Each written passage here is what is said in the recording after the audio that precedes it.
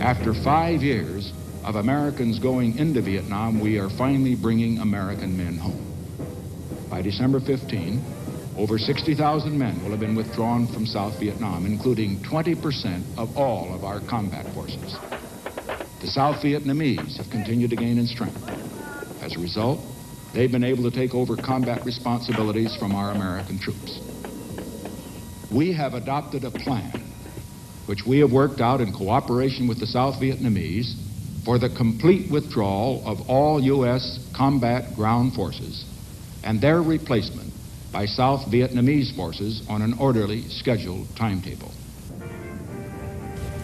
1969. No longer was this Lyndon Johnson's war. It was Richard Nixon's war, and President Nixon pursued a program called Vietnamization, withdrawing some American troops, turning more of the fighting over to the Army of South Vietnam. But could South Vietnam meet that challenge? When the chips were down, would these troops stand and fight? The United States could give them only part of what they needed: air support, equipment, training. We could not give them motivation or leadership or courage.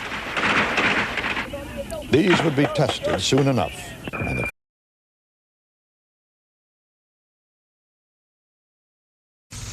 that an agreement is within sight.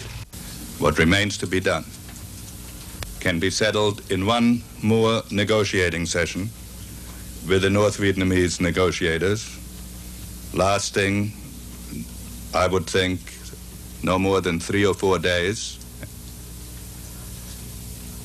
So we are not talking of a delay of a very long period of time. as it turned out, Kissinger was premature. The peace agreement was not signed until 3 months later, and then only after the recently re-elected President Nixon had ordered the heaviest bombing raids of the war, the so-called Christmas bombing of Vietnam. But on January 27, 1973, the ceasefire agreements were signed in Paris. American troops would leave Vietnam. American prisoners of war would be released. President Nixon coined a phrase to describe what had been accomplished. I have asked for this radio and television time tonight for the purpose of announcing that we today